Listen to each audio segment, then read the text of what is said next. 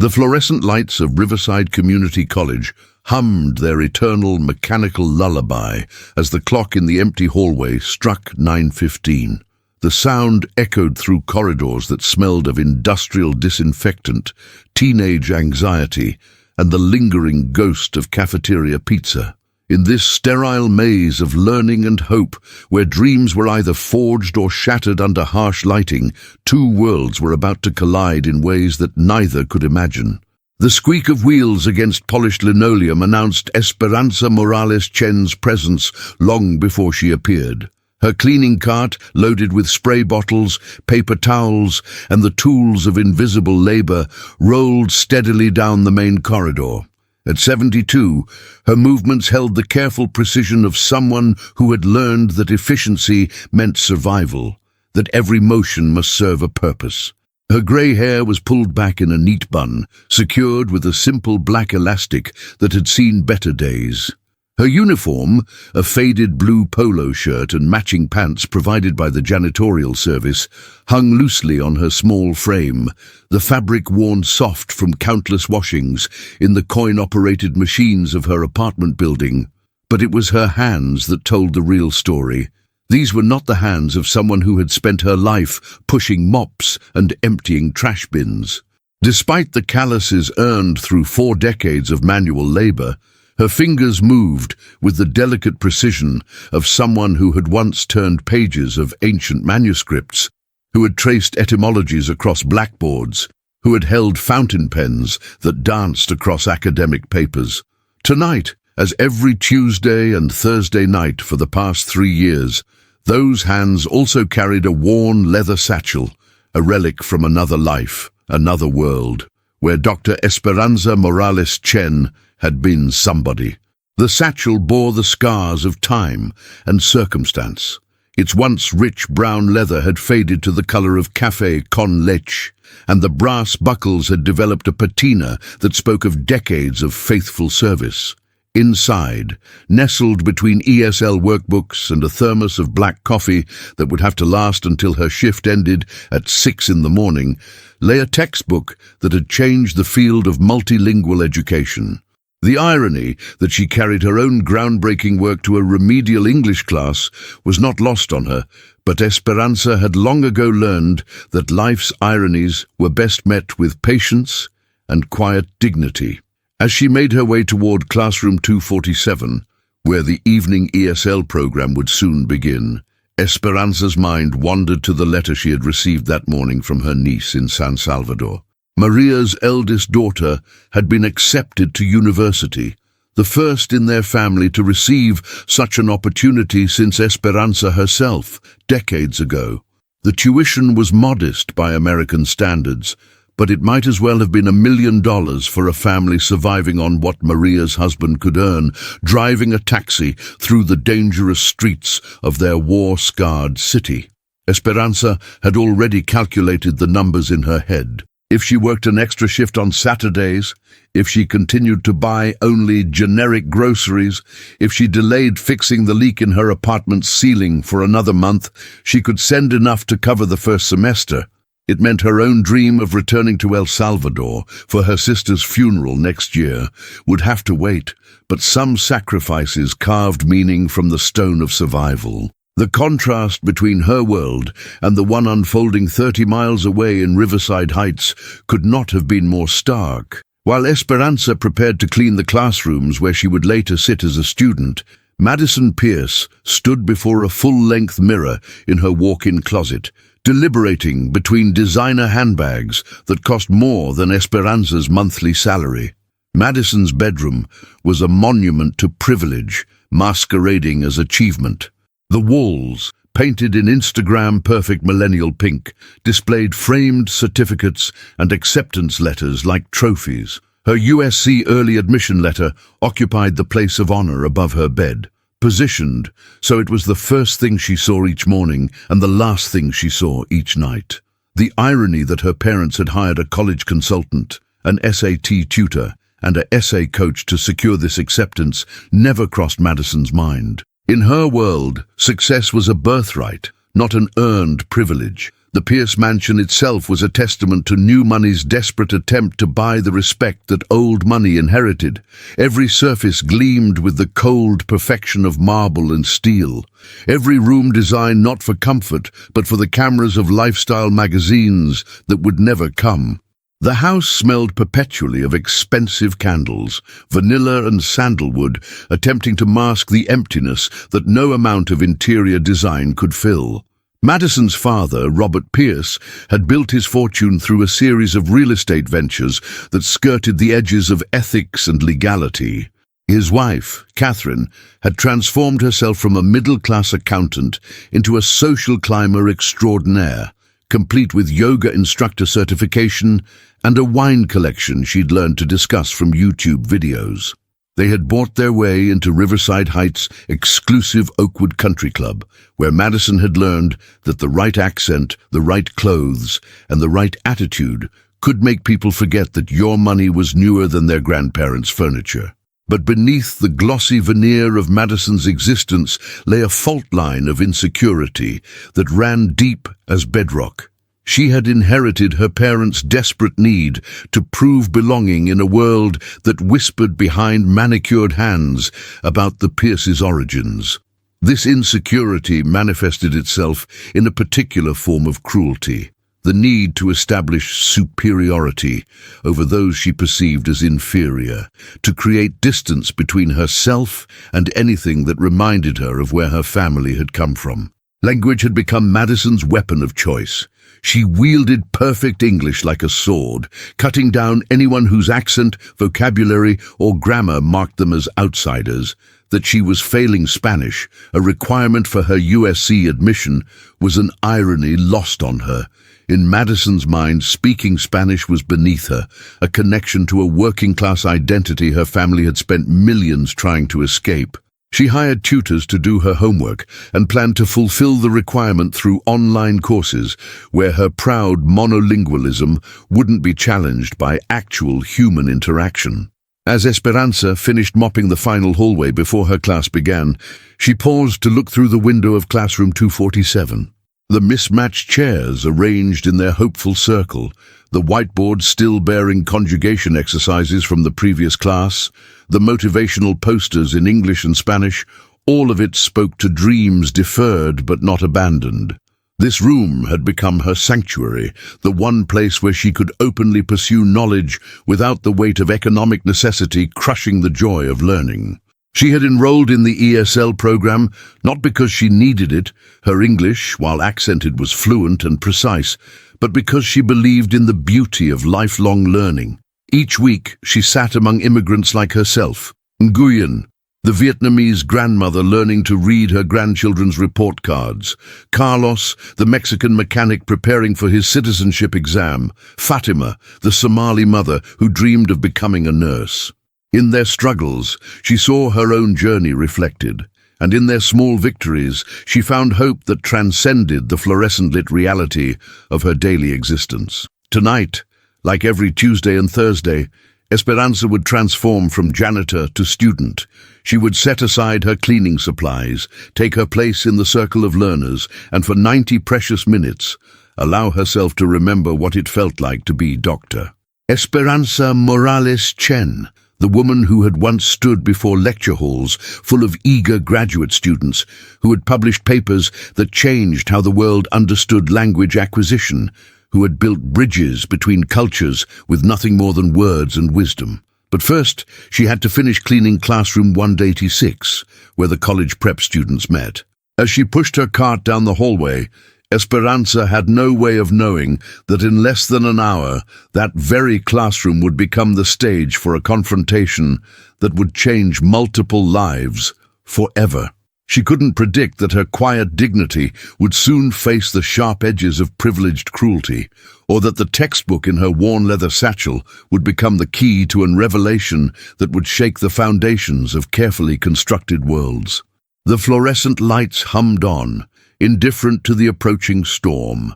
In the distance, the sound of expensive car engines announced the arrival of students whose biggest concern was whether their outfit would photograph well for social media.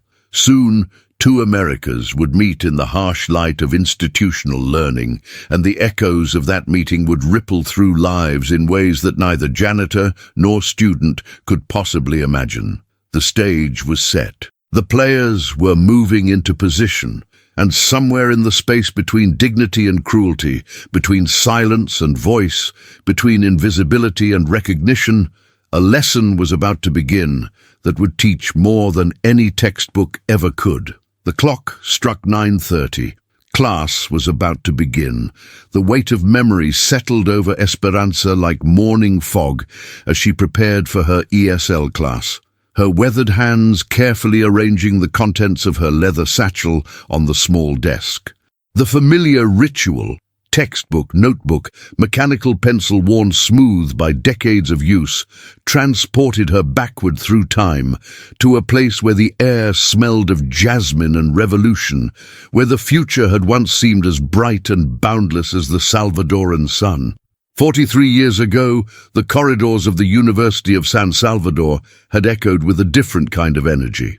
Professor Esperanza Morales had been 39 then, her dark hair untouched by silver, her voice carrying the authority of someone who had earned her place through brilliance rather than birthright.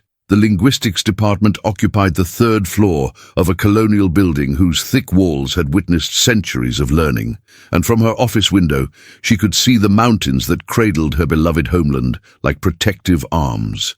It was there, in that sun-drenched office filled with books in 7 languages, that she had first met James Whitfield. He had arrived as a Fulbright scholar, a gangly graduate student from Illinois whose dissertation on cross-linguistic interference was ambitious but hopelessly naive. His Spanish was textbook perfect but culturally tone-deaf, his theories elegant but untested by the messy reality of human migration and adaptation. Professor Morales, he had said that first day, standing awkwardly in her doorway with a stack of research proposals clutched to his chest. I was hoping you might have time to discuss my work on heritage language preservation. Esperanza had looked up from the paper she was grading, a brilliant analysis of Nahuatl loanwords in contemporary Spanish written by one of her undergraduate students, and smiled. There was something in James's earnestness, his obvious intelligence tempered by humility, that reminded her of herself at that age.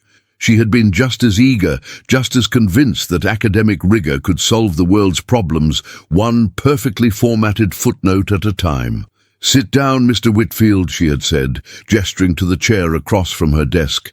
Tell me about this preservation you wish to accomplish. But first tell me, what do you think happens to a language when its speakers are forced to whisper it? That question had launched a collaboration that would span 2 years and produce some of the most groundbreaking research in the field of sociolinguistics. James brought theoretical frameworks and institutional connections.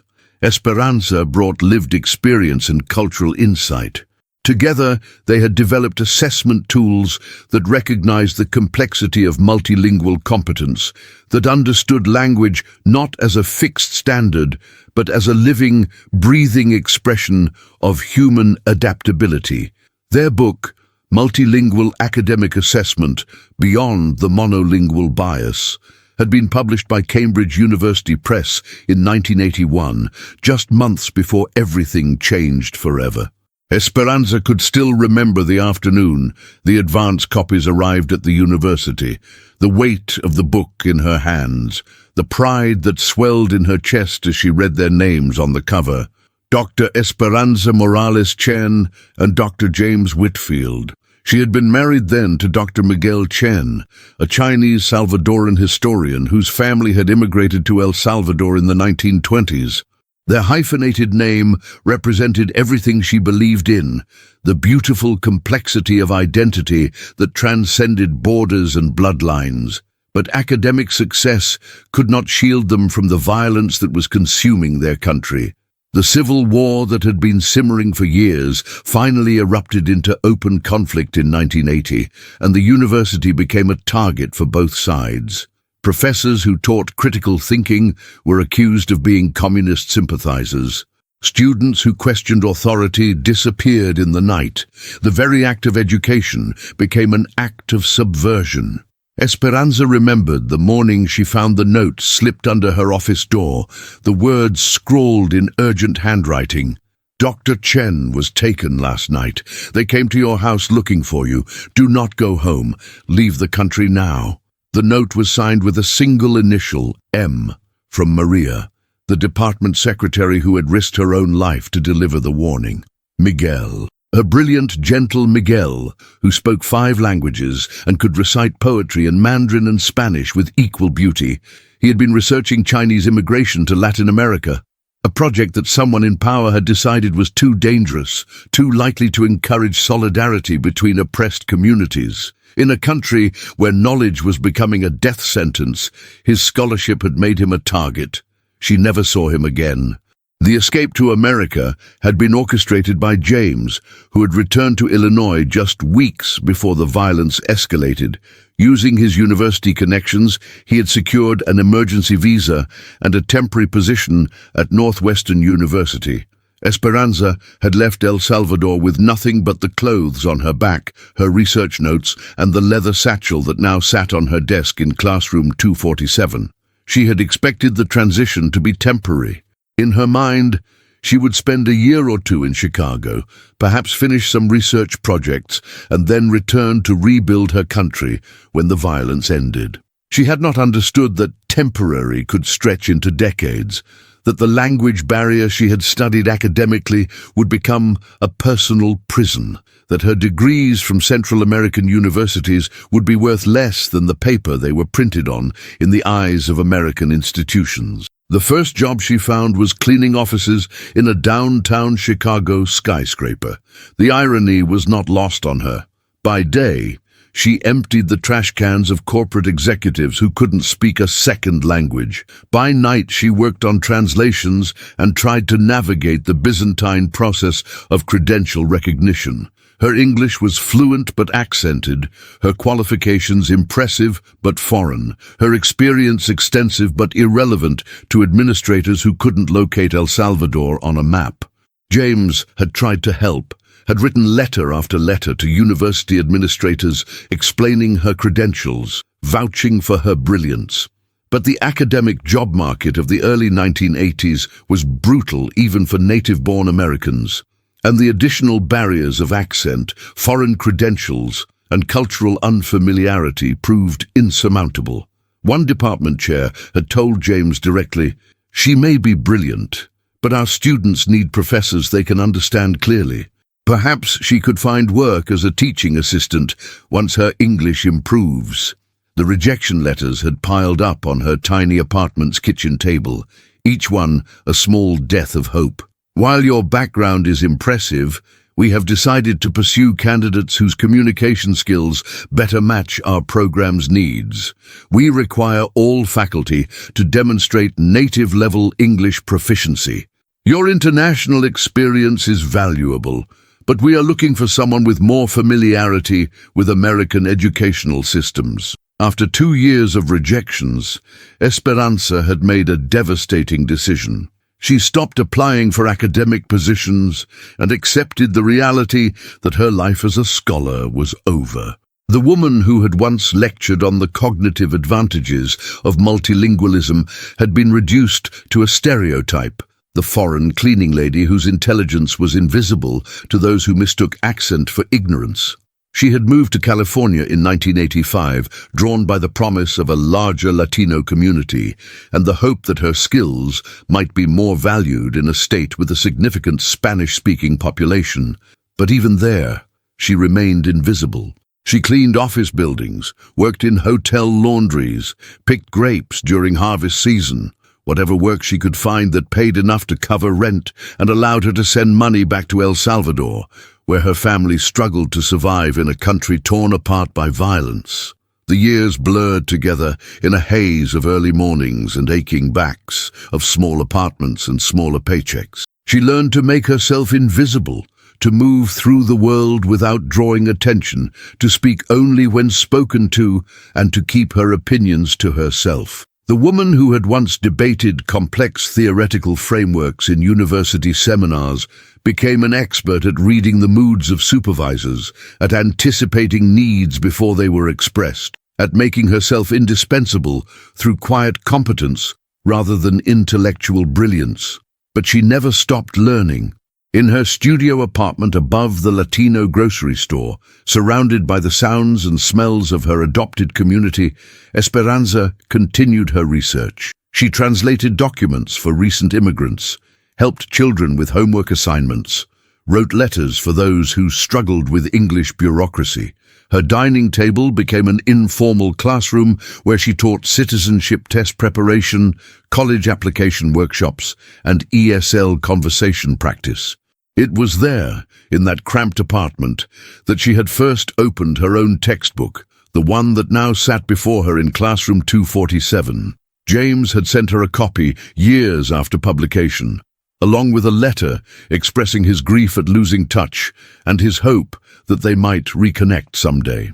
She had held the book with trembling hands, reading her own words about the dignity of multilingual speakers, the cognitive advantages of code switching, the need for educational systems that recognized rather than penalized linguistic diversity. The textbook had become her talisman, a reminder of who she had been before the world convinced her to disappear. She carried it everywhere, not out of nostalgia, but out of defiance, a quiet rebellion against the forces that had tried to erase her intellectual identity. In its margins, she had continued to write notes, observations, refinements to theories that had shaped a generation of linguists and educators. Now, as she sat in the ESL classroom, where she had enrolled not out of need but out of love for learning, Esperanza pulled the textbook from her satchel and placed it on her desk. The other students were beginning to arrive. Nguyen with her careful smile and notebook covered in Vietnamese characters, Carlos with his work-stained hands and determined expression, Fatima adjusting her hijab as she settled into her usual chair. These were her people now, fellow travelers on the journey of linguistic adaptation. They didn't know about her degrees or publications, her lost career or hidden expertise. To them, she was simply Esperanza, the quiet woman who always had the right answer but never showed off, who helped with difficult pronunciation and offered encouragement when grammar seemed impossible. As the clock approached 10 o'clock, Esperanza opened her notebook and prepared for another lesson in the language that had both liberated and imprisoned her.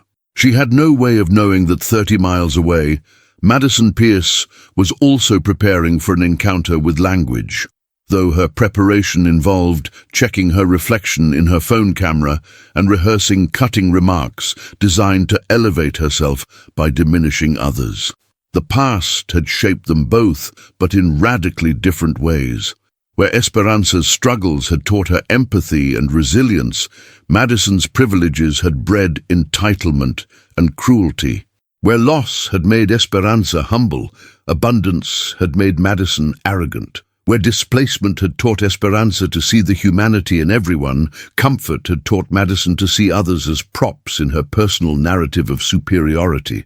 The collision between these two worlds was inevitable. But first, the echoes of the past would need to set the stage for a confrontation that would force both women to confront the choices that had brought them to this moment, and the assumptions that had shaped their understanding of what it meant to be truly fluent in the language of human dignity. The fluorescent lights hummed overhead, indifferent to the weight of history that filled the room. Outside, the California night stretched endlessly toward horizons that held both heartbreak and hope. Inside classroom 247, a woman who had lost everything but her grace, prepared to face a test she didn't know was coming. A test that would determine not just her own future, but the futures of young people who had yet to learn that true education begins with respect. The lesson was about to begin. What moment in Esperanza's journey resonated most deeply with you? Was it the loss of her husband Miguel, the crushing weight of rejected dreams, or perhaps her quiet acts of service in that small apartment above the grocery store? Share your thoughts in the comments below. Your perspective helps shape how these stories unfold and reminds us all that behind every foreign accent lies a universe of experience, loss, and unrecognized brilliance. The universe often conspires in the smallest of coincidences. While Esperanza sat in her circle of earnest learners, conjugating verbs she had mastered decades ago, Madison Pierce stood outside classroom 186 with her phone pressed to her ear, her voice carrying the particular edge of someone accustomed to getting her way. "No, Mother, I cannot reschedule my college prep session," Madison hissed into the device, her manicured nails tapping against the glass door. "Tyler is picking me up at 11:30, and we're supposed to be at the country club by midnight for Brittany's birthday party. I already told you this." Behind her, Tyler Chen adjusted his ring light setup, the portable LED panel that traveled with him everywhere like a digital security blanket. At 16, Tyler had accumulated 47,000 followers on TikTok through a carefully curated blend of lifestyle content, relationship drama, and what he called real talk, videos that usually involved mocking people he considered beneath his social stratum. His phone was always recording, always ready to capture what he believed was content gold. "Babe, you're literally being so dramatic right now," Tyler said, not looking up from his phone screen where he was adjusting filters. "It's just some stupid study session. We'll be done in like 20 minutes, post some content about how hard we're working, and then bounce to the real party." Brianna Santos stood slightly apart from the group, her designer backpack, a recent gift from Madison intended to solidify their friendship, weighing heavily on her shoulders. At 17, Brianna was caught in the uncomfortable space between conscience and belonging. Her grandmother had crossed the border from Mexico with nothing but hope and determination, had cleaned houses and raised 5 children while learning English from soap operas and night school classes. But Brianna's parents had worked tirelessly to distance their family from those origins, to build a life in Riverside Heights where their daughter could belong to a world that didn't require explanations about immigration status or bilingual households. The irony was not lost on Brianna that she was about to attend a college prep session focused on improving her Spanish grades, the language her grandmother had begged her to maintain, the language her parents had discouraged her from speaking in public, the language that now stood between her and USC admission requirements. "Madison, I really think we should just get started," Brianna said softly, her voice carrying the hesitancy of someone who had learned that contradicting Madison Pierce came with social consequences. "The tutor said she'd be here at 10, and it's already 10:15. Madison's laugh was sharp as broken crystal. "Relax, Bri. These people are never on time anyway. My dad says it's a cultural thing. They operate on what he calls flexible time. Whoa, we'll wait 5 more minutes, and if she doesn't show, we'll just tell the school we showed up and she flaked. I'm not missing Brittany's party for some remedial Spanish lesson with whatever random teacher they scraped up for us." What Madison didn't know, what none of them knew, was that their regular tutor, Mrs. Rodriguez, had called in sick that afternoon with food poisoning. The community college's evening coordinator, overwhelmed and understaffed, had made a desperate last-minute decision to ask if any of the ESL students might be willing to help with basic Spanish conversation practice. The pay was minimal, $25 for an hour's work, but for someone sending money to family in El Salvador, every dollar mattered. Esperanza had volunteered reluctantly, uncertain about her ability to teach the language she had spoken since birth to teenagers who clearly saw Spanish as an obstacle to overcome rather than a gift to cherish. She had spent the break between her ESL class and the tutoring session reviewing basic grammar concepts, preparing simple conversation exercises, and trying to remember what it had been like to be young and impatient with learning. Now, as she approached classroom 186 with her worn leather satchel and a folder of hastily prepared materials, Esperanza could hear voices through the door, English voices speaking about these people and cultural things, with the casual cruelty that privilege often mistakes for sophistication.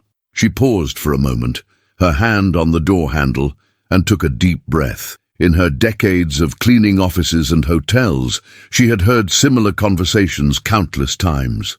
The executives who discussed their help as if they were invisible, the hotel guests who complained about accented English while being served by people who spoke 3 languages fluently, the countless small humiliations that accumulated like dust in corners that no one bothered to clean. But this was different. This was supposed to be education, the sacred space where minds opened and understanding grew.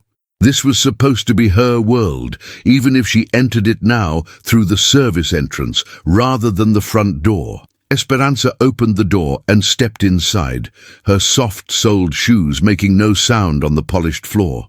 The 3 teenagers looked up from their phones with expressions that ranged from mild irritation to barely concealed disdain. "Finally," Madison said, not bothering to lower her voice or modify her tone. "Are you the Spanish tutor? Because we were told 10 o'clock and it's now—" She made a show of checking her Apple Watch. 10:18. "We have other commitments." Tyler immediately lifted his phone, sensing content opportunity. The contrast was visually perfect. The expensively dressed teenagers clustered around a conference table laden with laptops and designer water bottles, and the elderly Latina woman in her faded uniform, clutching a worn folder like a shield. Yes," Esperanza replied carefully, her accent thickening slightly under the weight of their stares. "I am sorry for the late. Mrs. Rodriguez, she is sick, so they asked me to help with Spanish conversation practice. My name is Esperanza." Madison exchanged a look with Tyler that spoke volumes about their shared assessment of the situation. This was not the professional tutor they had expected.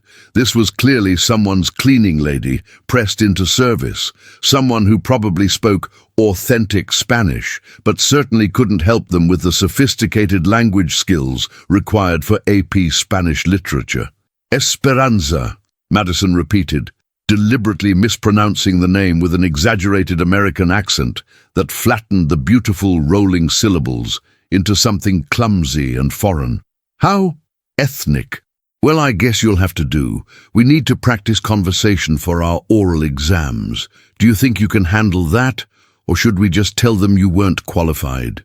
The cruelty was casual, delivered with the same tone Madison might use to order a coffee or dismiss a sales clerk, but Esperanza had faced worse than teenage rudeness. She had buried her husband in a country torn apart by violence, had watched her academic career die in 1,000 small cuts, had spent decades being invisible to people who measured worth by accent and appearance. 3 privileged children were hardly the greatest challenge she had faced. "I can help you with conversation," Esperanza said quietly, moving to the whiteboard and beginning to write basic conjugations in her careful script. "We start with simple present tense, yes? You tell me about your day, your family, your dreams, in Spanish." Tyler was recording now, the phone held at an angle that captured both the authentic Mexican teacher and Madison's reactions. He could already envision the caption, "When you're trying to learn Spanish, but your teacher barely speaks English. School life, privilege problems, real talk, dreams." Madison laughed, the sound echoing off the classroom walls like breaking glass. "I don't think you understand. We're not here for some feel-good cultural exchange. We need to pass AP Spanish literature. We need to analyze Garcia Lorca and Neruda, not talk about our feelings with someone who probably never finished high school." The words hung in the air like toxic fumes. Brianna shifted uncomfortably in her seat, her grandmother's face flashing in her memory. The same weathered hands, the same careful dignity, the same patient endurance in the face of casual dismissal. But peer pressure was a powerful drug, and the fear of becoming Madison's next target kept her silent. Tyler zoomed in on Esperanza's face, capturing the moment of impact, the slight tightening around her eyes that was the only visible sign of the blow she had just absorbed. This was gold, authentic reaction content that his followers would eat up. The contrast between Madison's designer confidence and the old woman's obvious discomfort would generate views, comments, shares. Pain was profitable when properly packaged. Garcia Lorca, Esperanza repeated softly, her voice carrying an undertone that Tyler's phone couldn't capture, but that rippled through the room like a stone dropped in still water. Sí, I know Garcia Lorca. Verde que te quiero verde, verde viento, verdes ramas. You know this poem? Madison blinked, caught off guard. She had memorized the opening lines of Romance Sonambulo for her exam, but hearing them spoken with such natural fluency by someone she had dismissed as unqualified created a moment of cognitive dissonance. Lucky guess. Madison recovered quickly, her social media training kicking in. Never let anyone see you rattled. Never admit uncertainty. Anyone can memorize a few lines. Can you actually analyze the symbolism? Do you understand the historical context, the political implications? Esperanza moved closer to the whiteboard, her movements deliberate and careful. She wrote a single line in perfect script. La Generación del 27. The letters flowed like water, each accent mark precisely placed. The generation of 27, she said, turning back to face the three students. Garcia Lorca, he was part of this group. Poets and writers who revolutionized Spanish literature before the Civil War. Many were killed or exiled when Franco took power. Lorca himself, he was murdered in 1936. His crime was loving words too much, loving freedom too much, loving the wrong people too much. The room fell silent except for the hum of fluorescent lights and the soft whir of Tyler's phone camera. Something had shifted in Esperanza's voice, a depth that hadn't been there moments before. For just an instant, the three teenagers glimpsed something beyond the uniform and accent, an intelligence that ran deeper than their assumptions could measure. But Madison's armor of privilege was thick, forged through years of never having to question her own superiority. She rallied quickly, her voice regaining its cutting edge. "Very impressive," she said, her tone dripping with condescension. "I'm sure you learned all that from Wikipedia. But we need actual academic analysis, not some romantic story about dead poets. Can you help us with that, or should we just call it a night?" Tyler continued filming, sensing that the dynamic was building towards something explosive. His followers loved drama, loved watching entitled people put others in their place. The old Mexican lady had put up more of a fight than expected, but Madison was clearly winning this cultural clash. "I speak those," Esperanza said suddenly, her voice carrying a strength that surprised everyone in the room, including herself. The words came out with more force than she had intended, decades of suppressed dignity erupting in four simple words that somehow contained multitudes. The teenagers stared at her, uncertain what exactly she meant. Madison's face twisted with amusement and something approaching delight. Here was the moment she had been waiting for, proof that this woman was exactly the stereotype she had assumed her to be.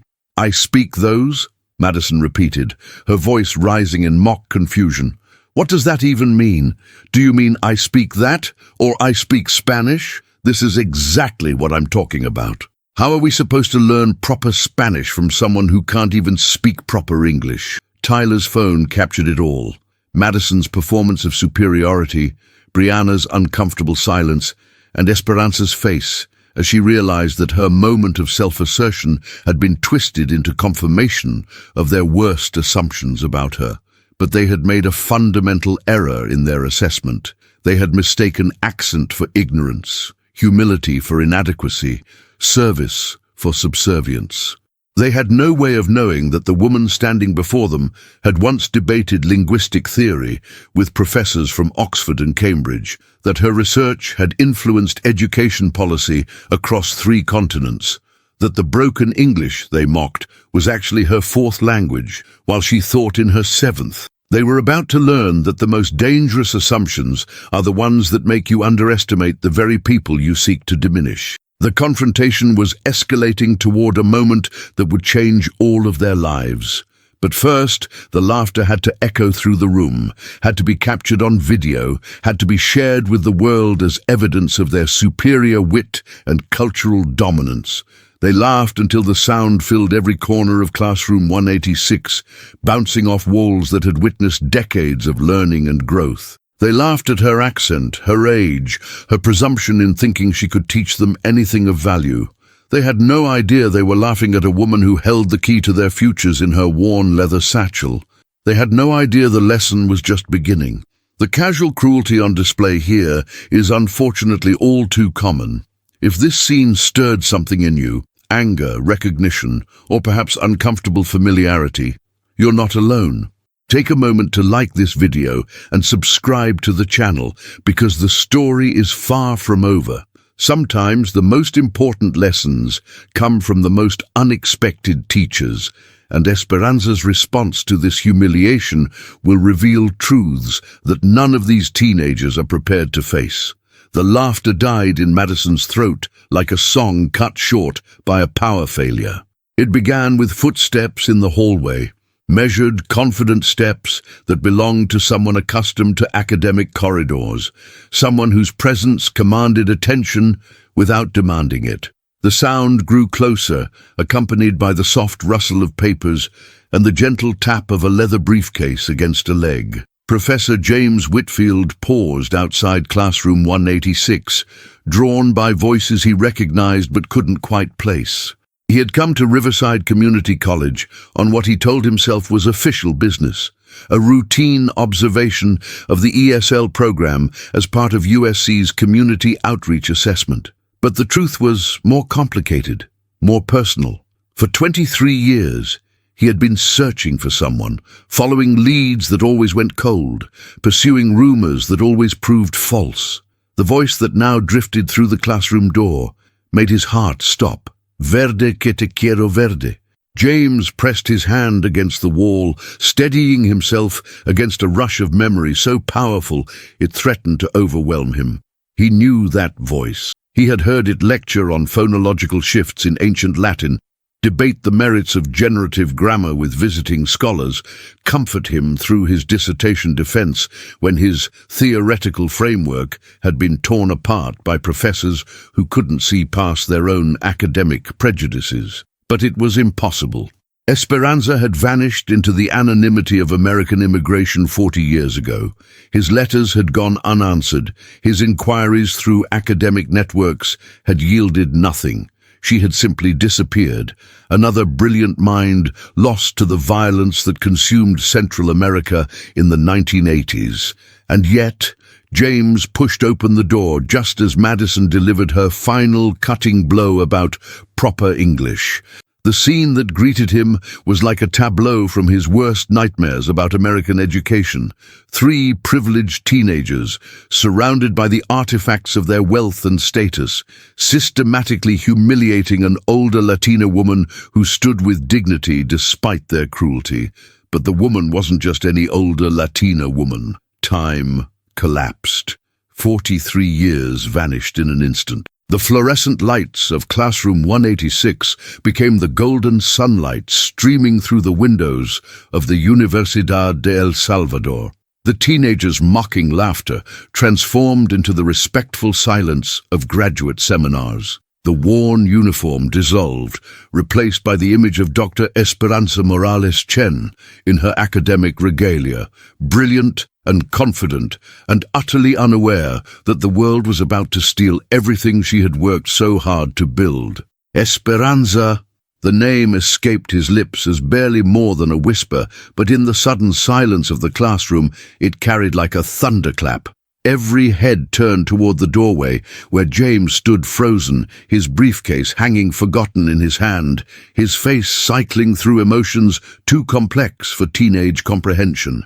At 58, James Whitfield carried the authority of decades spent in academic leadership. His silver hair and careful beard, his tailored jacket and confident posture, all marked him as someone of importance in the educational hierarchy that these students had been trained to recognize and respect. Esperanza's eyes met his across the classroom, and the recognition was instantaneous and devastating. She had aged, of course, they both had, but the intelligence that had first drawn him to her work all those years ago still blazed in her dark eyes, undimmed by decades of struggle and invisibility. "James," she whispered, and the single word contained a universe of loss and hope, of questions that couldn't be asked and answers that couldn't be given. Madison looked between them with growing confusion. This was not part of the script she had written for the evening. The appearance of what was clearly a university professor, and an American university professor at that, threatened to complicate her narrative of cultural and intellectual superiority. "Excuse me," Madison said, her voice carrying the particular edge of someone accustomed to controlling conversations, "but this is a private tutoring session. Are you lost?" James didn't acknowledge her. His attention was entirely focused on the woman standing by the whiteboard, on the decades that separated them, on the miracle of finding what he had thought was lost forever. "My God, Esperanza," he said, stepping into the classroom as if in a trance. "I've been looking for you for 23 years. How are you? His voice trailed off as he took in her uniform, her cleaning cart visible through the doorway, the reality of how she had survived in a country that had failed to recognize her worth. Tyler's phone was still recording, though he had no idea what he was capturing. His teenage brain struggled to process the dramatic shift in the room's dynamics. This was clearly some kind of reunion, but between whom? The cleaning lady and some random professor. How did they know each other? The confusion was evident on his face as he continued filming, sensing that something important was happening, but unable to decode its significance.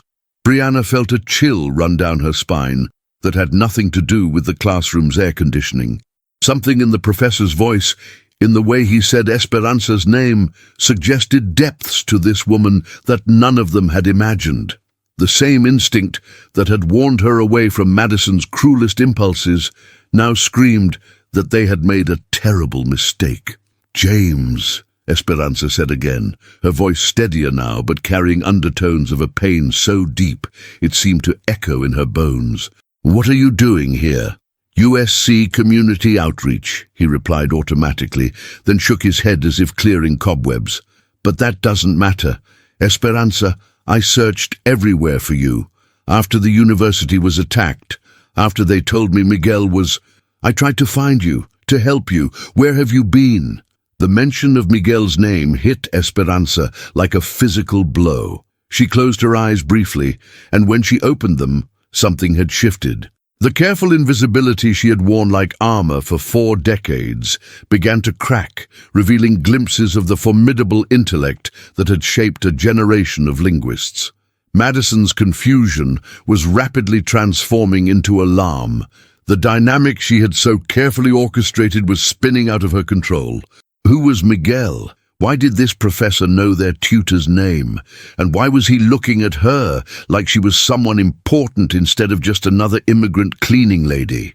"USC?" Madison interrupted, her voice sharp with something approaching panic. "You're from USC, but I'm supposed to start there in the fall. I'm Madison Pierce. My father donated money to the new linguistics building." James finally turned his attention to the teenagers, and his expression was not kind. He had spent the last few minutes processing the scene he had walked into, the mocking tone, the casual cruelty, the systematic humiliation of a woman who had once been his most respected colleague and mentor. "The linguistics building," he repeated slowly. "The James Whitfield Center for Multilingual Studies. Yes, I'm familiar with it. I'm also familiar with the Whitfield Morales Foundation, which provides scholarships for students who demonstrate both academic excellence and cultural sensitivity." The temperature in the room seemed to drop 10 degrees.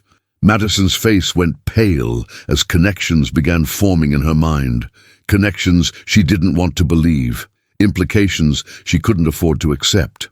"Whitfield Morales?" she whispered. "Named after myself and my research partner," James said, his voice carrying the weight of absolute authority. "Dr. Esperanza Morales Chen, the most brilliant sociolinguist of her generation, the woman you've been mocking for the past half hour." Time stopped. Tyler's phone captured the exact moment when Madison's world began to collapse. Her face cycled through disbelief, recognition, and horror with the speed of someone watching their future disintegrate in real time. The phone's microphone picked up her sharp intake of breath, the small sound of her expensive purse hitting the floor, the creaking of her chair as she leaned back as if physical distance could somehow undo the damage she had just inflicted on her own prospects. "That's impossible," Madison said, but her voice lacked conviction. She's a cleaning lady. She can barely speak English. She speaks 7 languages fluently," James replied, his tone ice-cold with academic precision. Her doctoral dissertation on cross-linguistic phonological transfer influenced language policy across 3 continents. Her textbook on multilingual assessment is still considered the definitive work in the field. "She taught me everything I know about respecting linguistic diversity." Esperanza moved slowly to her worn leather satchel, her movements careful and deliberate. From its depths, she withdrew a book, the same book Madison had dismissed just hours earlier as written by some random foreign professor. She placed it gently on the table, its cover facing the 3 teenagers who had thought themselves so superior to their unqualified tutor. "Multilingual Academic Assessment, Beyond the Monolingual Bias," James read aloud, his voice filled with something approaching reverence, by Dr. Esperanza Morales Chen and Dr. James Whitfield. Cambridge University Press, 1981. The silence that followed was absolute, broken only by the hum of fluorescent lights and the distant sound of someone's car alarm in the parking lot. Madison stared at the book as if it were a live bomb, her mind racing through the implications of what she was seeing. This wasn't just any textbook. This was foundational scholarship that had shaped the very programs she hoped to enter, written by the woman she had spent the evening systematically destroying with her cruelty and ignorance. Brianna began to cry, soft, silent tears that spoke to a shame too deep for words. She thought of her grandmother, of all the times she had been embarrassed by accent and heritage, of the assumptions she had made about intelligence and worth based on nothing more than linguistic prejudice. The woman sitting across from her wasn't just someone's cleaning lady pressed into service. She was academic royalty, a giant in her field who had been hiding in plain sight for decades. Tyler's hand shook as he held his phone, the reality of what he had been recording finally penetrating his social media-addled consciousness. He had just captured himself and his friends, humiliating one of the most respected scholars in linguistics, had created evidence of their ignorance and cruelty that could destroy their futures with a single upload. But it was Madison who bore the full weight of the revelation. Everything she had said, every cutting remark about education and intelligence and cultural superiority, had been delivered to someone who possessed more knowledge and academic credentials than Madison could hope to accumulate in a lifetime. The woman she had dismissed as unqualified was the co-founder of the very foundation that controlled her scholarship prospects, the author of texts that professors quoted in the classes Madison hoped to take. "Dr. Morales Chen," James said formally, "I believe these students were seeking Spanish conversation practice. Perhaps you could help them understand that true fluency involves more than perfect pronunciation.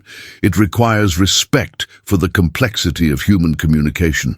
Esperanza looked at the 3 teenagers, at Madison's pale face, at Tyler's trembling hands, at Brianna's tears, and in that moment, 40 years of invisibility and humiliation crystallized into something approaching justice.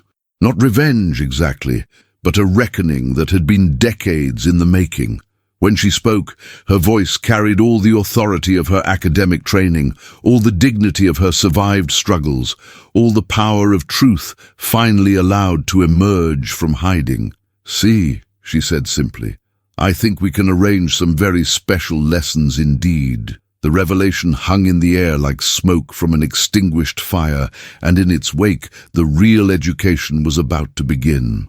The fluorescent lights seemed to buzz louder in the aftermath of revelation, as if the very building was holding its breath. James Whitfield, moved with the deliberate care of someone navigating a minefield, approaching the woman who had vanished from his life 4 decades ago with a mixture of professional respect and personal devastation. "Esperanza," he said softly, "may I sit down? There's so much I need to understand." She nodded toward the chair beside her, her movements carrying the careful precision of someone who had learned to occupy as little space as possible. But now, with her true identity unveiled, there was something different in her posture, a gradual straightening, as if invisible weights were being lifted from her shoulders. Madison, Tyler, and Brianna remained frozen in their seats, trapped between the desire to flee and the terrible fascination of watching their assumptions crumble in real time. Tyler's phone had stopped recording, his thumb hovering over the delete button as he grappled with the implications of the video he had just captured. James settled into the plastic chair beside Esperanza, and for a moment, the decades collapsed. They were colleagues again, brilliant minds preparing to dissect a complex problem with the tools of rigorous analysis. But this problem was personal, and the pain etched in Esperanza's weathered features spoke to losses that transcended academic discourse. "Tell me," James said gently, "tell me what happened after you left El Salvador." "I searched, Esperanza. I wrote letters to immigration services, contacted every university on the West Coast. It was as if you had simply vanished." Esperanza's hands folded carefully in her lap, and when she spoke, her voice carried the weight of 40 years' worth of carefully buried dreams. "I did vanish," she said simply. "Dr. Esperanza Morales Chen died the night Miguel was taken. What survived was just Esperanza, a woman with an accent who cleaned offices and tried to become invisible." The 3 teenagers listened with growing horror as the story unfolded. James asked careful questions, his academic training evident in the way he guided her through the narrative without pushing too hard against obvious wounds. But each answer revealed new depths to the catastrophe they had stumbled into. "The credential recognition process," Esperanza explained, her fingers tracing the edge of her textbook. "It was designed to exclude people like me. My degrees from Central America, they were worthless here. My English, it was fluent but accented, so they assumed I was uneducated. My experience, it didn't count because it wasn't American experience." Madison felt bile rise in her throat as she remembered her earlier comments about education and qualifications. The woman sitting 10 feet away held 3 doctoral degrees to Madison's 0, spoke 7 languages to Madison's struggling 2, and had published groundbreaking research while Madison couldn't pass high school Spanish without a tutor. "But surely," James pressed, "surely someone recognized your work. Your reputation in the field was international." A bitter smile played at the corners of Esperanza's mouth.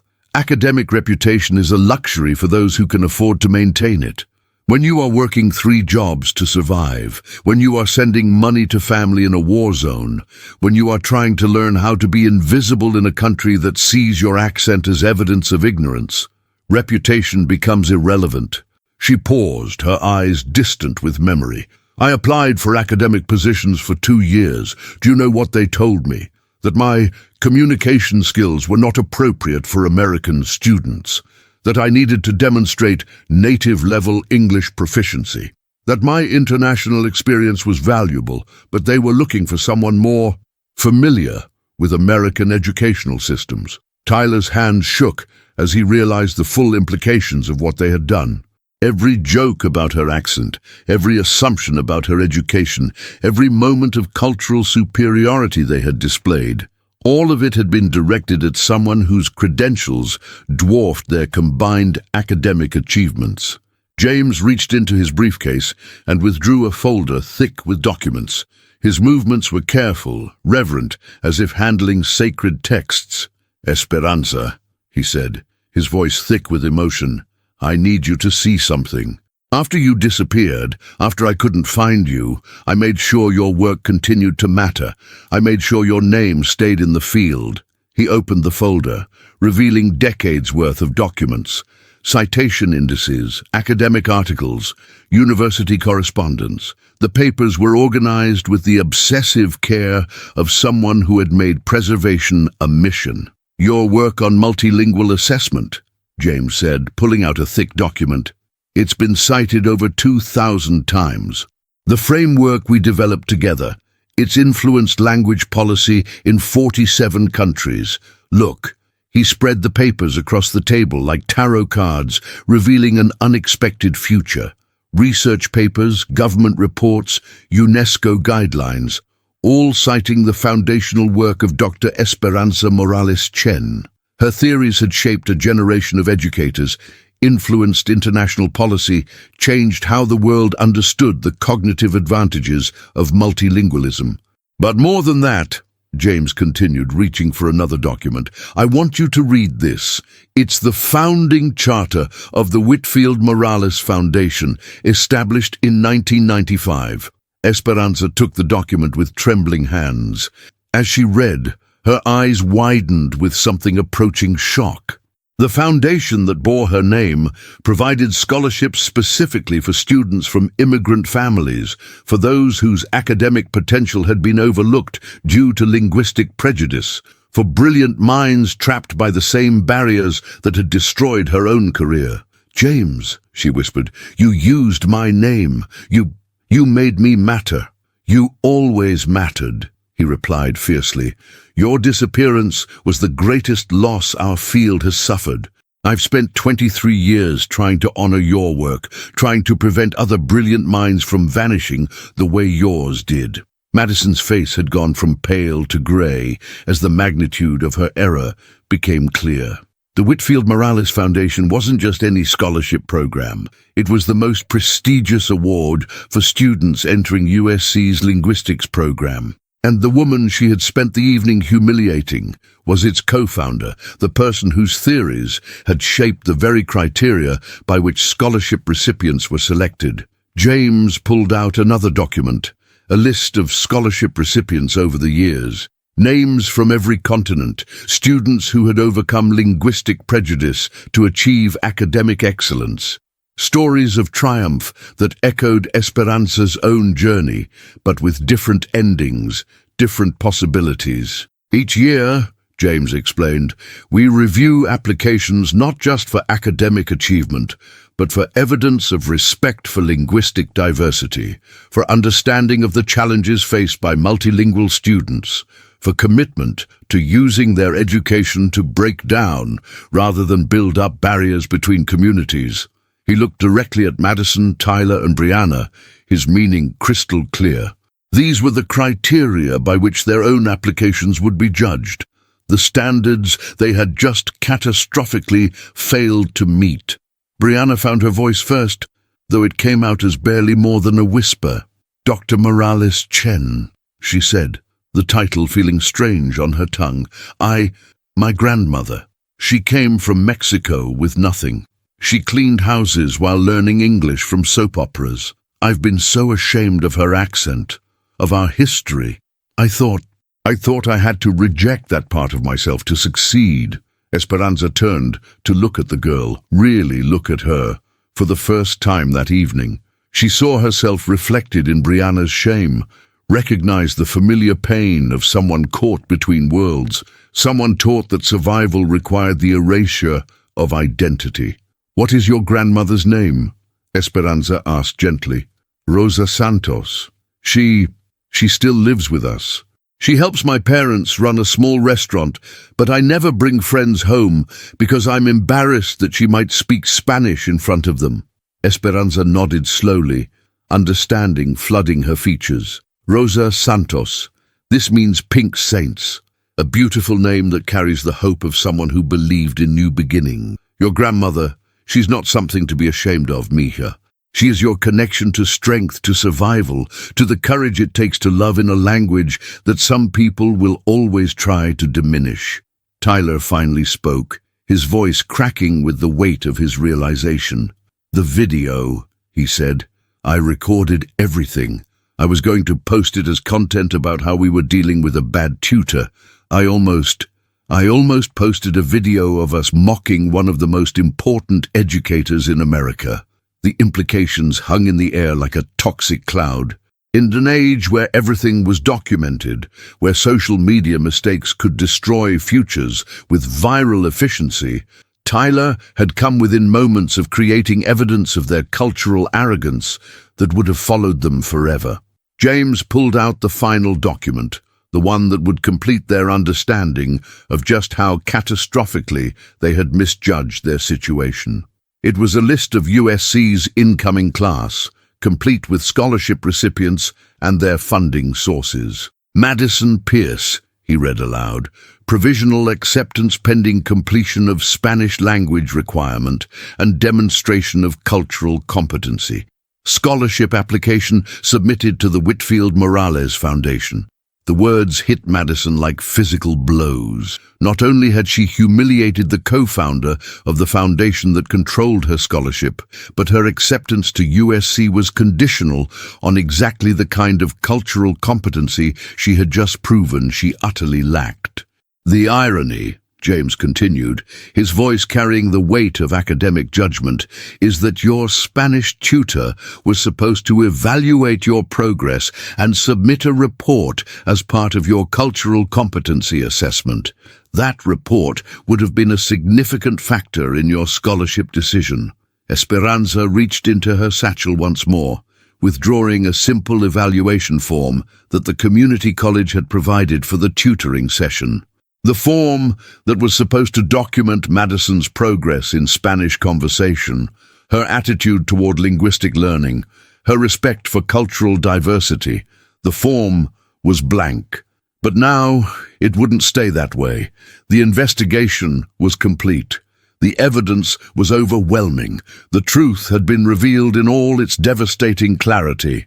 What happened next would determine whether this revelation led to redemption or ruin, whether the collision of worlds would destroy futures or create possibilities for genuine transformation. The real education was about to begin.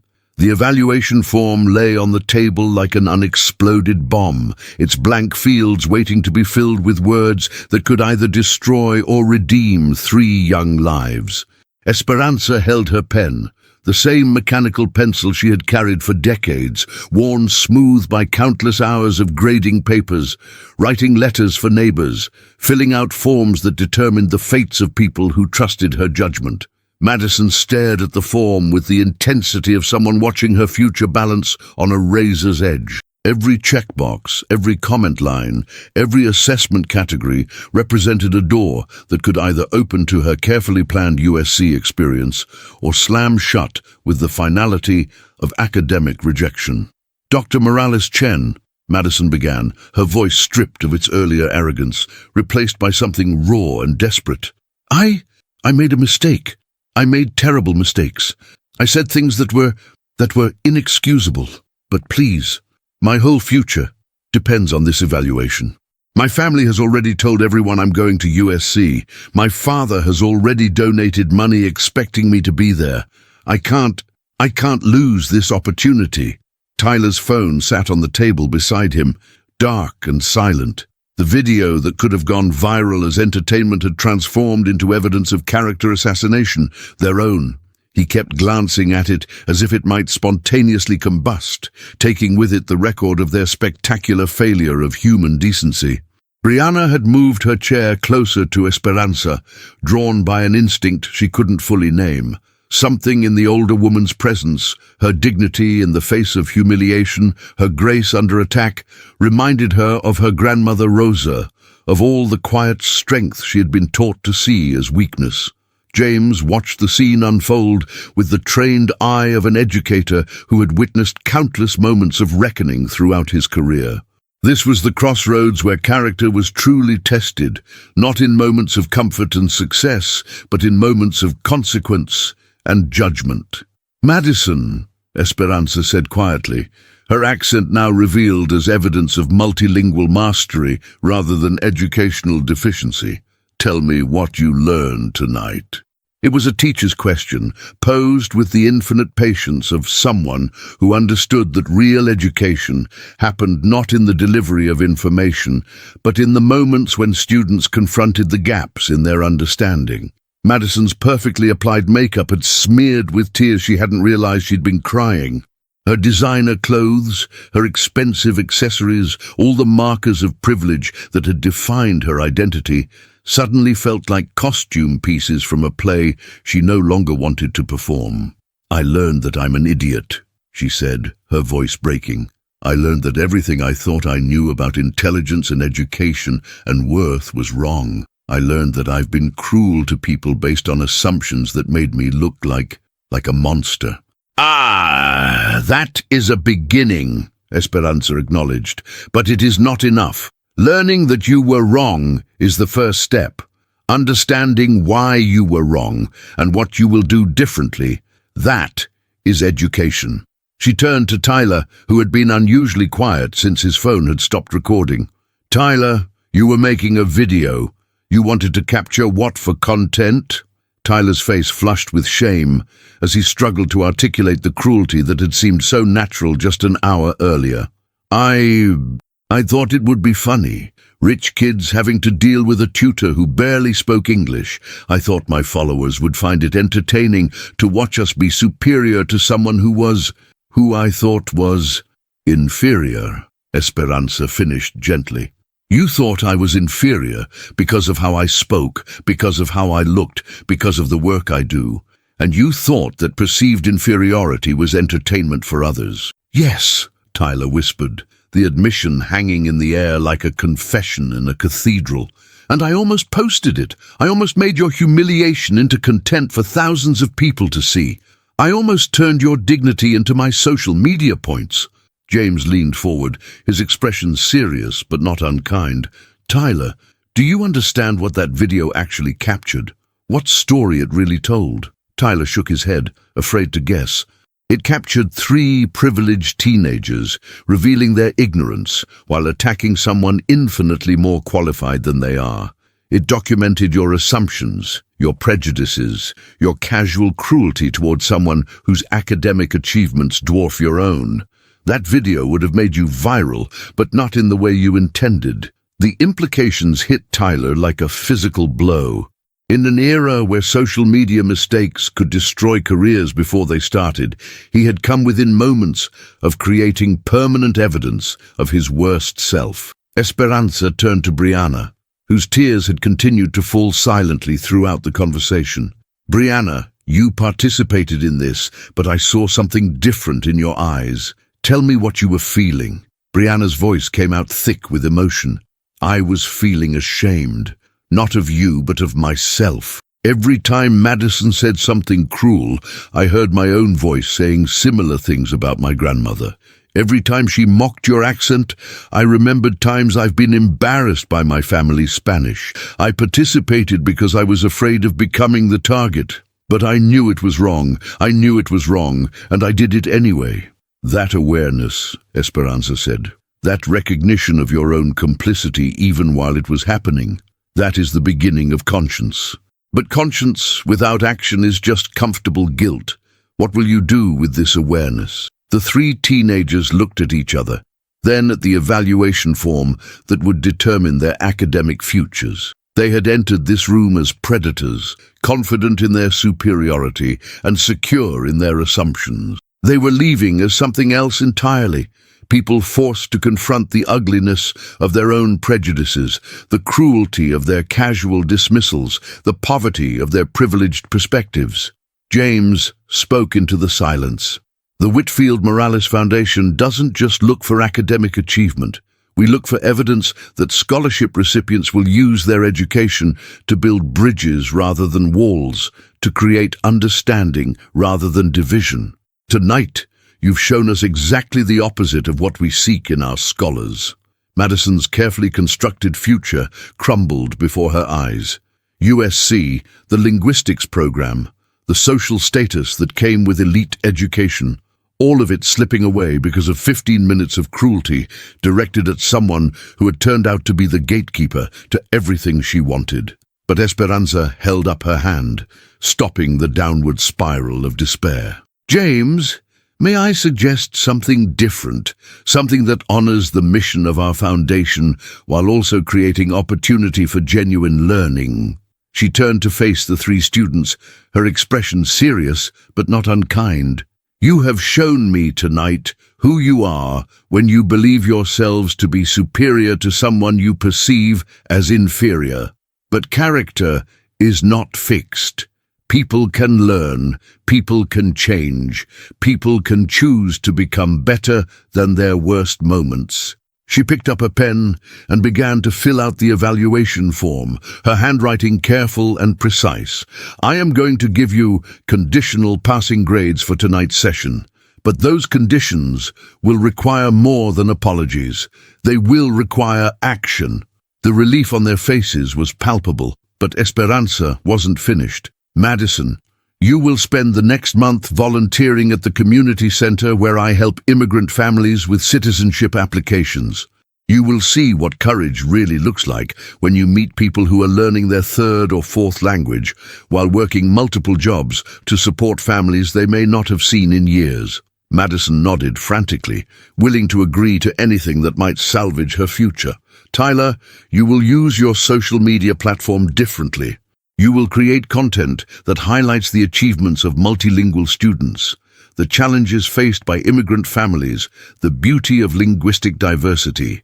You will turn your following into a force for understanding rather than entertainment built on others' pain." Tyler's eyes widened as he considered the implications. It would mean completely changing his brand, his content strategy, his entire online persona. But looking at the alternative, the destruction that the original video would have caused, the choice was obvious. "And Brianna," Esperanza continued, "you will bring your grandmother to our next session. You will introduce her to me in Spanish, and you will translate her stories of immigration and survival for your classmates. You will learn to see your heritage as a source of strength rather than shame." Brianna's tears intensified, but now they carried relief rather than despair. "Yes," she whispered, "yes, I want to do that. I want to make this right." James watched this unexpected turn toward redemption with something approaching awe. This was Esperanza at her finest. The teacher who saw potential even in the midst of failure, who understood that punishment without the possibility of growth was merely cruelty in academic disguise. "There's more," Esperanza said, her voice gaining strength. "All three of you will co-author an essay about tonight's experience, about assumptions and prejudice, about the difference between accent and intelligence, about the courage required to learn in a second language. That essay will be submitted to the Whitfield Morales Foundation as part of your scholarship application." The final condition hung in the air like a challenge. They would have to document their own failure, analyze their own prejudices, and demonstrate their growth through written reflection. It was academic penance that required genuine self-examination. "And if you fail to complete these conditions," James added, his voice carrying the weight of institutional authority, "your applications to USC will be reviewed in light of tonight's behavior. The video Tyler recorded will become part of your permanent academic record." The message was clear. Redemption was possible, but it required work, humility, and genuine change. The easy path of privilege and assumption was closed to them now. The only way forward led through service, self-reflection, and the hard work of becoming better people. Madison looked at the evaluation form, now filled with conditional grades and specific requirements for improvement. It wasn't the automatic approval she had expected, but it was something more valuable. A second chance earned through accountability rather than entitlement. "Dr. Morales Chen," she said, using the title with genuine respect for the first time, "I don't know how to thank you. I don't know how to make up for what I said, what I did, but I want to try. I want to be better than I was tonight." Esperanza smiled, the first genuine smile she had shown all evening. "Madison, the fact that you want to try is already a sign of growth. Real education doesn't happen in comfort. It happens in moments like this, when we are forced to confront the worst aspects of ourselves and choose to do better. She stood up, gathering her materials with the careful efficiency of someone whose time was precious. "James, would you walk me to my car? I believe these students have some serious thinking to do." As they prepared to leave, Tyler spoke up one final time. "Dr. Morales Chen, that video I recorded, should I delete it?" Esperanza paused at the door, considering the question with the same careful thought she brought to all educational decisions. "Keep it," she said finally, "but not as evidence of your cruelty. Keep it as a reminder of who you never want to be again." Sometimes the most powerful education comes from witnessing our own capacity for causing harm. The three students sat in the empty classroom long after Esperanza and James had left, the weight of their transformation settling over them like dust after a storm. They had entered as entitled children playing at academic superiority. They were leaving as young adults who had caught a glimpse of what education really meant, not the accumulation of credentials or the performance of intelligence, but the ongoing work of becoming worthy of the privileges they had been given. The fluorescent lights hummed overhead, indifferent to the human drama that had played out beneath them. But in classroom 186, something fundamental had changed. Three young people had learned that their assumptions about worth and intelligence and belonging were not just wrong, they were dangerous, and in learning that lesson, they had been given the greatest gift education can offer, the opportunity to choose who they wanted to become. The punishment had been perfectly calibrated, severe enough to ensure lasting impact, constructive enough to enable genuine growth. Justice had been served not through destruction, but through the harder work of redemption. The real test would come in the weeks and months that followed, as they discovered whether their transformation was genuine or merely convenient. But for tonight, in the harsh light of institutional learning, three privileged teenagers had been forced to confront the poverty of their assumptions and the wealth of what they had yet to learn. The lesson was complete. The reckoning had begun. 3 weeks after the collision in classroom 186, the ripples began to manifest in ways both subtle and profound. Change, like water finding its level, had started to flow through multiple lives, carrying with it the transformative power of genuine reckoning. At the Riverside Community Center, Madison Pierce sat across from Elena Gutierrez, a 40-year-old woman from Honduras, who clutched a thick folder of immigration documents like a lifeline. Elena's hands, weathered from years of cleaning hotel rooms and caring for other people's children, trembled slightly as she attempted to navigate the Byzantine maze of citizenship paperwork that could determine whether her family stayed together or was torn apart by deportation. "Senora Pierce," Elena said in careful English, each word measured and precise, "I now understand this question about good moral character. What they mean by this?" Madison looked at the form, recognizing the legal language that had once seemed straightforward, but now revealed itself as deliberately obtuse. Just 3 weeks ago, she might have internally criticized Elena's grammar, might have felt superior to someone struggling with concepts that seemed obvious to a native speaker. Now, she marveled at Elena's courage in navigating a legal system in her second language while working 2 jobs and raising 3 children. "They're asking if you've ever been convicted of certain crimes," Madison explained gently, her voice carrying none of the condescension that had once characterized her interactions with Spanish speakers. "But Mrs. Gutierrez, the fact that you're sitting here, filling out these forms while managing everything else in your life, that's the definition of good moral character."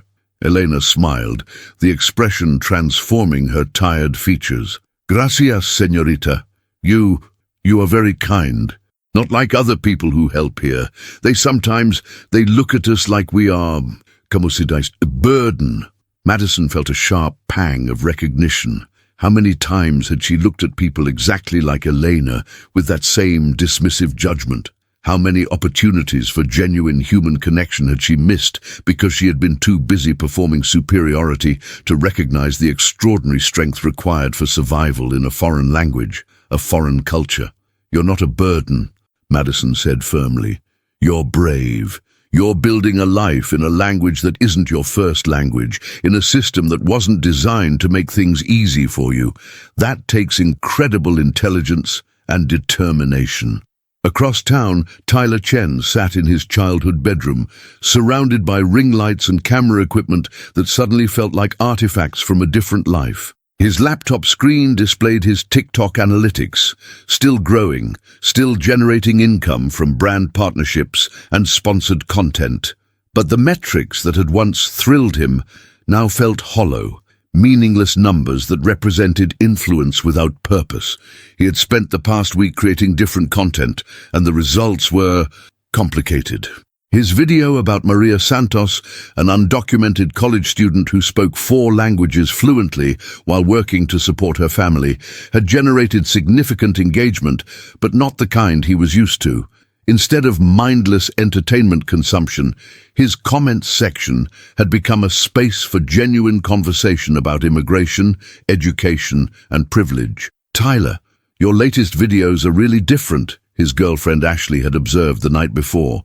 "They're good different, but where are the funny ones? The ones where you just mess around and look cute?" Tyler had struggled to explain how the idea of looking cute while messing around now felt grotesque in its narcissism. How could he return to creating content designed solely for his own gratification when he had witnessed the real courage required for people like Maria to simply exist in spaces that weren't designed for them? His phone buzzed with a text from his manager. "New metrics look good, but engagement. Patterns are shifting. Brands want to see return to previous content style. Lifestyle content is more monetizable than documentary-style posts." Tyler stared at the message, feeling the weight of a choice he hadn't realized he would have to make. Financial success through algorithmic optimization or genuine impact through meaningful content. The old Tyler would have calculated the cost-benefit analysis in seconds. The new Tyler found himself considering variables that couldn't be quantified: integrity, purpose, the possibility that influence could be used for something more than personal profit. In the Santos household, Brianna sat at her grandmother's kitchen table, watching Rosa's weathered hands fold tamales with the precision of 50 years' practice.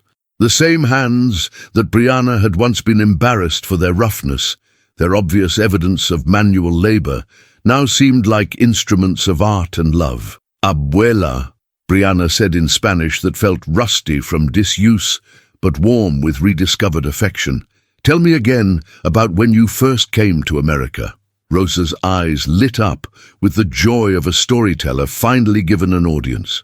Her voice, thick with the cadences of Michoacán, painted pictures of a journey that had required more courage than any of Brianna's classmates could possibly imagine.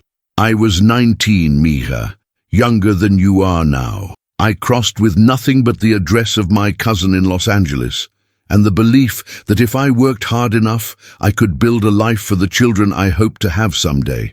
The first job, cleaning houses in Beverly Hills, the senoras would speak about me like I wasn't there.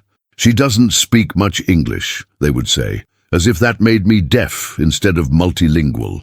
Brianna's mother, Patricia, paused in her preparation of dinner to listen to a conversation she hadn't heard in years. She had worked so hard to assimilate, to ensure that Brianna would never face the discrimination she had witnessed her mother endure. But in protecting her daughter from prejudice, had she also disconnected her from her heritage? "Your abuela," Patricia said softly in English, then switched to Spanish. "Your grandmother taught herself to read English by studying your school worksheets when you were little. She would stay up after her shifts at the restaurant, practicing pronunciation with educational television programs. She learned because she wanted to help you with homework." The revelation hit Brianna like a physical blow. While she had been embarrassed by Rosa's accent, Rosa had been sacrificing sleep and comfort to better support her granddaughter's education.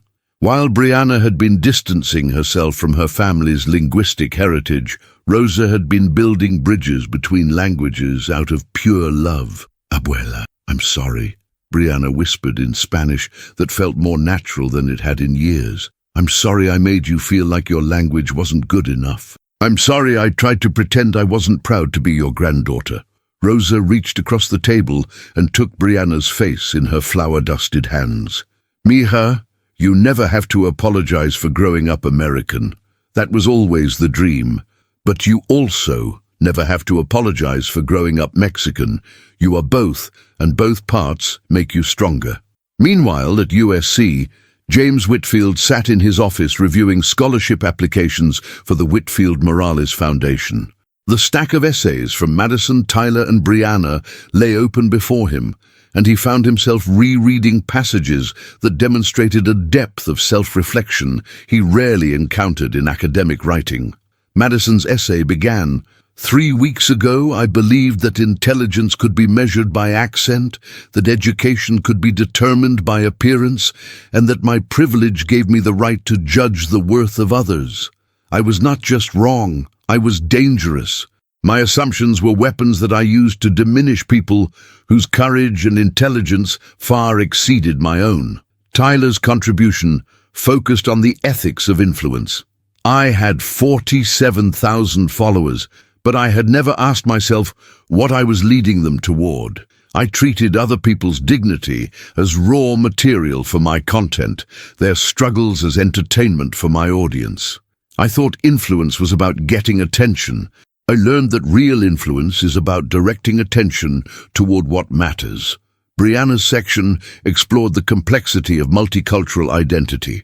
"I thought I had to choose between being American and being Mexican, between academic success and cultural heritage. I learned that the choice itself was a false construct designed by people who benefit from division. My grandmother's strength in maintaining her identity while adapting to a new country wasn't something to be embarrassed by. It was something to aspire to."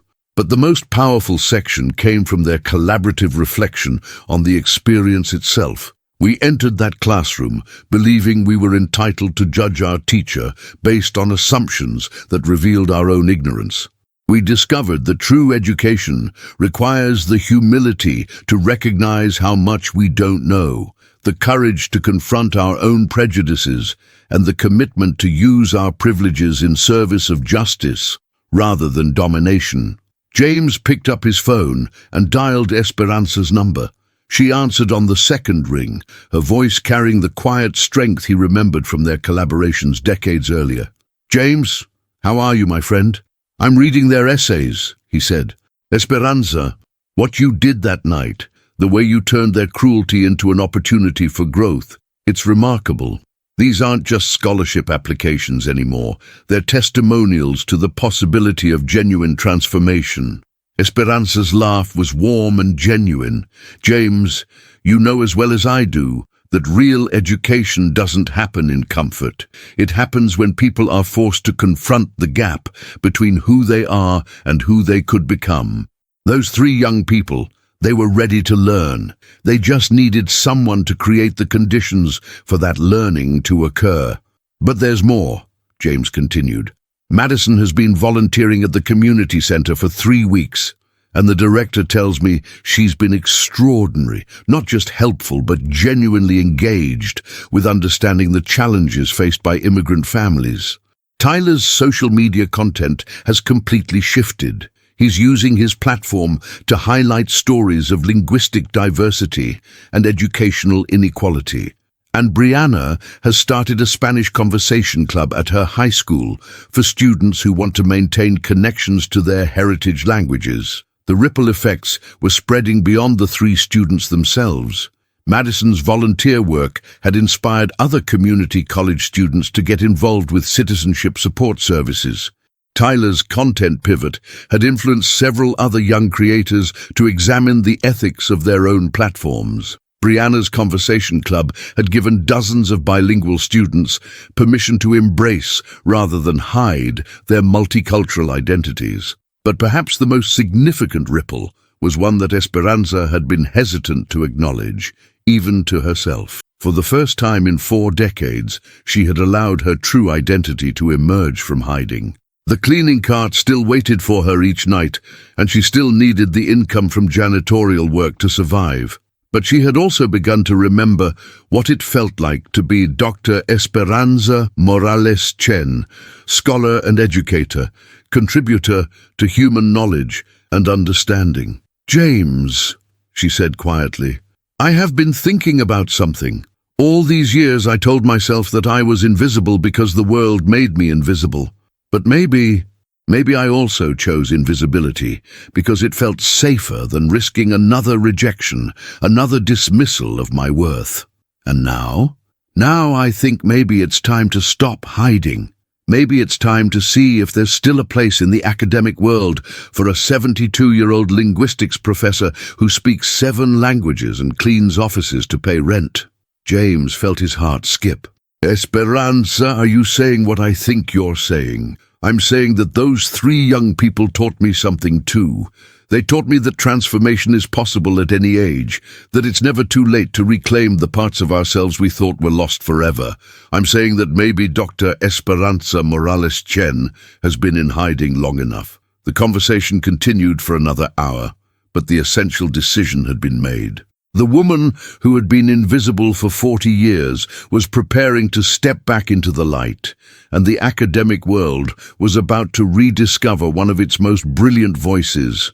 The ripples were expanding in ways none of them could have predicted, touching lives and changing perspectives in a growing circle of transformation. What had begun as a collision between privilege and humility had become a catalyst for genuine growth, authentic change, and the kind of education that transcends classrooms and textbooks to reach into the deepest questions of how we choose to see each other and ourselves.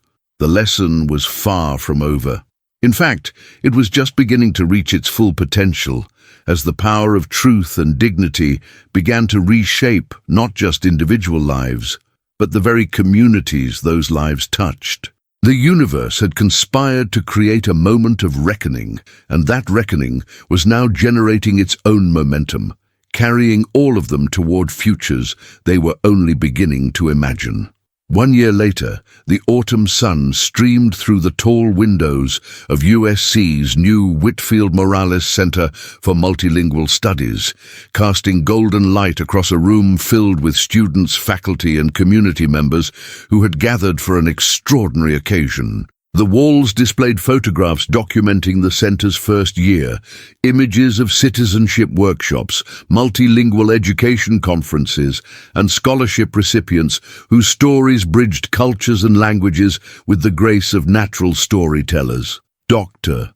Esperanza Morales Chen stood at the podium, her silver hair catching the light like spun moonbeams, her voice carrying the authority of someone who had earned the right to speak truth to power through decades of quiet dignity and sudden recognition. At 73, she wore her academic regalia, the doctoral hood she had packed away 40 years ago, the symbols of achievement she had thought lost forever, with the natural grace of someone who had never stopped being a scholar, even when the world had forgotten to notice.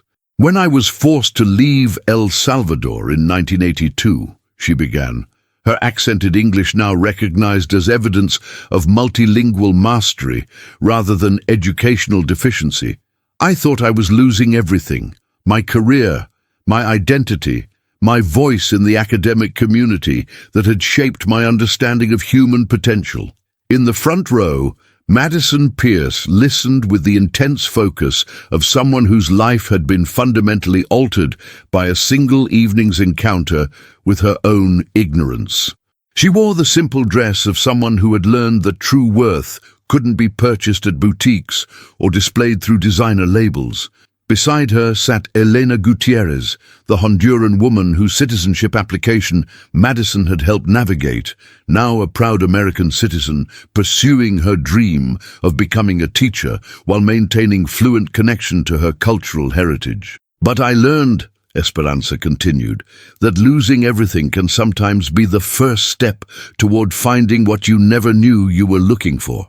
In my 40 years of invisibility, I discovered that education happens everywhere, in community centers, in night school classrooms, in the quiet conversations between people who refuse to let language barriers become human barriers." Tyler Chen sat in the third row, his phone tucked away in his pocket, his attention completely focused on the present moment rather than its potential for content creation. His TikTok following had actually grown since his content pivot, but more importantly, it had transformed into a community of young people committed to using social media as a tool for understanding rather than entertainment built on others' pain. His latest project, a documentary about first-generation college students navigating higher education in their second language, had been accepted to 3 film festivals and was being used as orientation material at universities across California. "The 3 young people who changed my life 1 year ago," Esperanza said, her eyes finding Madison, Tyler, and Brianna in the audience, "taught me that transformation is a collaborative process. We do not change alone. We change through encounters with others that force us to confront the assumptions we didn't know we were making, the prejudices we didn't recognize we were carrying, the possibilities we didn't dare to imagine." Brianna Santos sat with her grandmother Rosa, both women wearing expressions of quiet pride. Brianna's Spanish Conversation Club had evolved into a full multicultural education program at her high school, and she was now enrolled at USC as a double major in linguistics and education, determined to become the kind of teacher who could see strength in accents and wisdom in cultural diversity.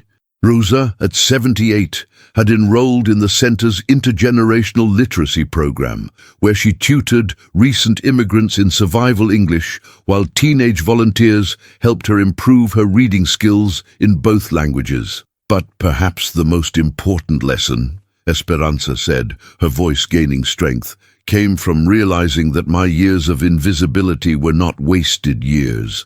Every person I helped fill out citizenship papers, every child I tutored in that cramped apartment above the grocery store, every quiet act of service in communities that the academic world rarely notices, all of it was education. All of it was scholarship. All of it mattered." James Whitfield, now co-director of the center that bore both their names, watched with the satisfaction of someone who had spent decades trying to correct an injustice and had finally succeeded. The academic world had welcomed Esperanza back not as a curiosity or a feel-good story, but as the pioneering scholar she had always been. Her new research on trauma-informed language instruction was revolutionizing how universities approached education for refugee and immigrant populations. The Whitfield Morales Center, Esperanza explained to the gathered audience, exists to ensure that no brilliant mind disappears simply because it speaks with an accent, because it learned in a different system, because it carries the marks of struggle that privilege cannot understand. We exist to build bridges between academic excellence and community wisdom, between institutional learning and lived experience. And in the audience, dozens of scholarship recipients listened to words that validated their own journeys. Students like Carlos, the Mexican mechanic who was now pursuing a master's degree in mechanical engineering while maintaining his family's auto repair shop. Like Fatima, the Somali mother, who had become a registered nurse while raising 4 children and volunteering as a medical interpreter for refugee families. Like Nguyen, the Vietnamese grandmother who was completing her GED at 68 while helping her grandchildren navigate American educational systems. This center represents more than educational opportunity, Esperanza continued. It represents the recognition that true intelligence is not monolingual, that real wisdom is not monocultural, that genuine education requires the humility to learn from anyone who has something to teach. The ceremony included the presentation of the first annual awards named in honor of the evening that had started it all. The Madison Pierce Award for Community Service went to a USC student who had spent her summer working with immigrant families in legal clinics. The Tyler Chen Digital Storytelling Grant supported young creators using social media to promote cross-cultural understanding. The Brianna Santos Heritage Language Scholarship provided funding for students committed to maintaining and celebrating their multicultural identities. But the most moving moment came when Esperanza called the 3 original students to the stage. not as examples of redemption, but as partners in the ongoing work of transformation. "Madison, Tyler, and Brianna," she said, embracing each of them with the warmth of someone who had watched them grow from entitled adolescents into thoughtful young adults. "You taught me that education is not something that happens to people. It is something that happens between people. It requires vulnerability from both teacher and student, courage from both the privileged and the marginalized, and the willingness to be changed by the encounter." Madison spoke first, her voice carrying the quiet confidence of someone who had learned to measure worth by contribution rather than acquisition. "Dr. Morales Chen, you saved my life that night in classroom 186, not just my academic future, but my soul. You showed me that real education begins when we stop performing our intelligence and start acknowledging our ignorance. You taught me that the point of privilege is not to display it, but to use it in service of justice." Tyler's remarks focused on the power of narrative. "I thought I was good at telling stories because I could get people to watch my videos.